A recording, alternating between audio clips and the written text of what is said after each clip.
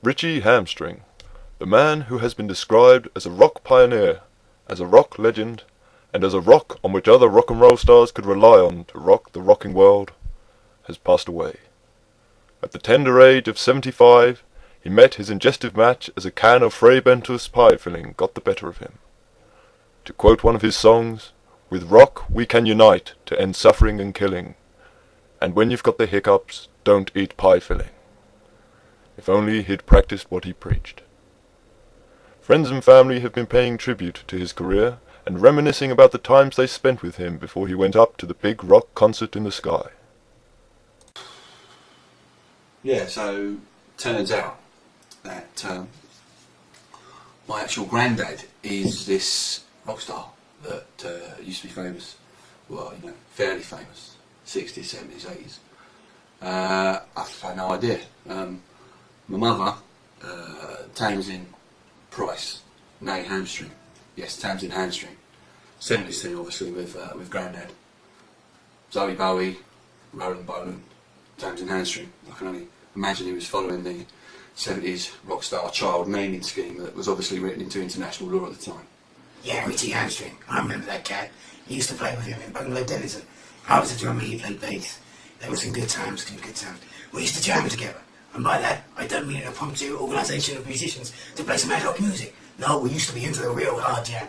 Strawberry, blackberry, he used to lap it up. Didn't even use bread. He used a spoon most of the time, straight from the jar. And we'd forget hash cakes. We had hash jam charts. The normal mellow flavour with a hit of sweet berry juice. You know, he had all of them. He even had some crazy cranberry stuff that he used to get from a small village in Devon. We'd turn up there, 1 o'clock in the morning, he'd be rapping on the door. Give me jam, I need me jam. So I'd really come out with 1 jar, and that would keep him happy. You know, one day, I tried to give him some marmalade. You know, I told him, hey, it's orange jam. Yeah. But hey, we never spoke again. Gonna miss you, Cat. But yeah, I had no idea, and I think what must have happened here is that Mum's hidden me away from this guy, much in the same way that Obi-Wan Kenobi, and indeed Yoda, hid away the infant Skywalker twins from the evil Emperor and their father. Apparently some family curse to do with musicians. I don't know what she's talking about. What's that? Ritchie Hamstring's dead, you say? Oh no, he'll be sorely missed by everyone in the industry. Hang on a minute. Who the fuck is Ritchie Hamstring anyway? Sharon, has countdown started?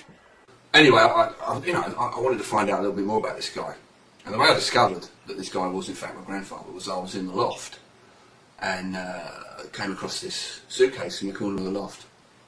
And there was a piece of newspaper sticking out the side. And I noticed this clipping of an article about a guy who woke up in bed with a dead model in 1970. And this is where I think possibly the curse comes in, because this suitcase is lying in the corner. I opened up the suitcase and some wasps had built a nest in it, and I was quite badly stung. Ritchie Hamstring, yes, splendid fellow, yes. Remember meeting him, late 70s must have been. We did a series of children's recordings off the back of Lazy Moon Mill. Did quite well for us, actually, made a few quid. You know, it was me, Christopher Lillicrap, Ritchie, of course, Brian Cant, I used to say, Brian, you can. Tony Arthurs, Carol Chell, Stuart McGugan, and of course that lovely long-haired Mick from Magpie, you remember him, and Pob.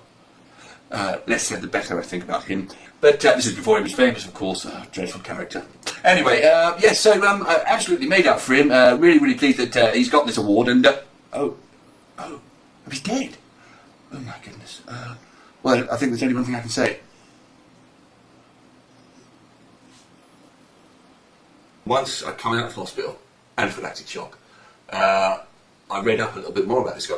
Mum had kept press clippings over the years about this man, and he turned out to be my grandfather. And there was actually a journal that my mum kept when she was a little girl, because obviously she toured around with Hamstring, and there was the various bands he was in.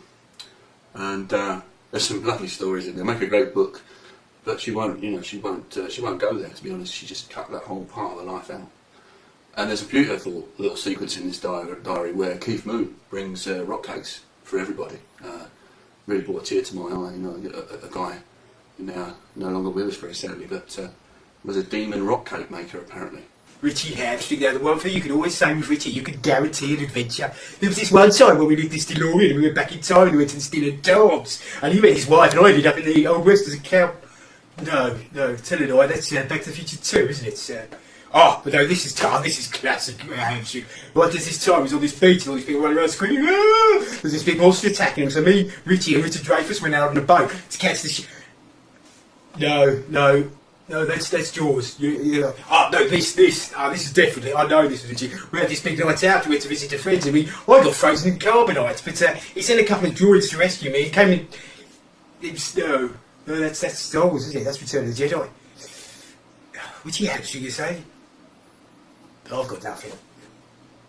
But I wanted to find out more, so I went to a boot fair the other day. Found a few of these CDs from the old days. We've got a Bungalow Dennison there. That's from '68, that one. Bit of a blues period we went through. We've got here, this is one of the very early bands that he was in, Grandad. This is Miller's Tale by the Hat Stands. And the Hat Stands went through various incarnations, the standard hats, the new hat stands. They went through various membership changes, but Dad was a constant there as a maraca player, I believe. He started out and then progressed on up to glockenspiel via the clarinet and ended up playing bass. But one of my particular favourites is from the punk era, late 70s, this one, early 80s. This is Understained by Shat Panties, which from reading Mum's journal, Dad was particularly proud of. But just very, very sad that I'm never going to get to speak to this guy. He was my grandfather, and excuse me. Hello, I'm Dr. Willie Everstiff. I'm the director here at the famous Priory Clinic, where all the celebrities come for their rehab. Here at the Priory, we'll always remember Ritchie, but not for his rock and roll career, but rather for his contribution to the medical world. And in his name, we've just patented the Ritchie Hamstring Incontinence Slipper.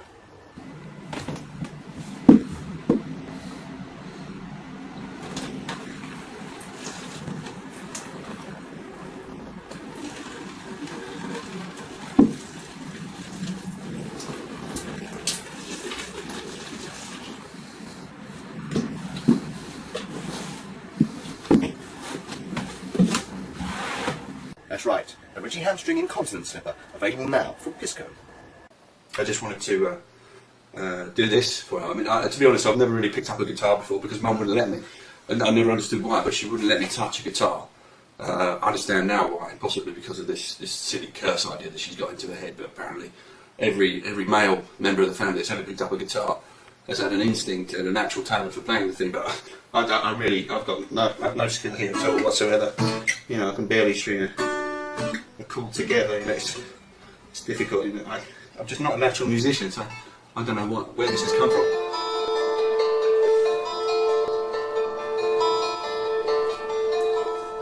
Grandad,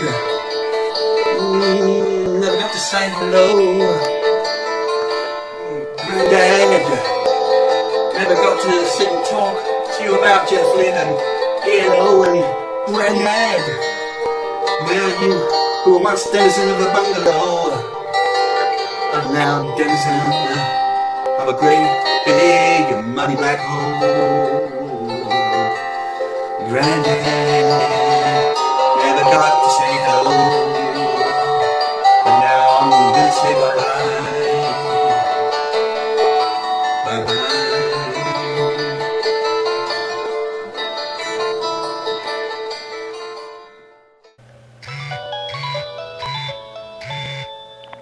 Hey guys, Ritchie here.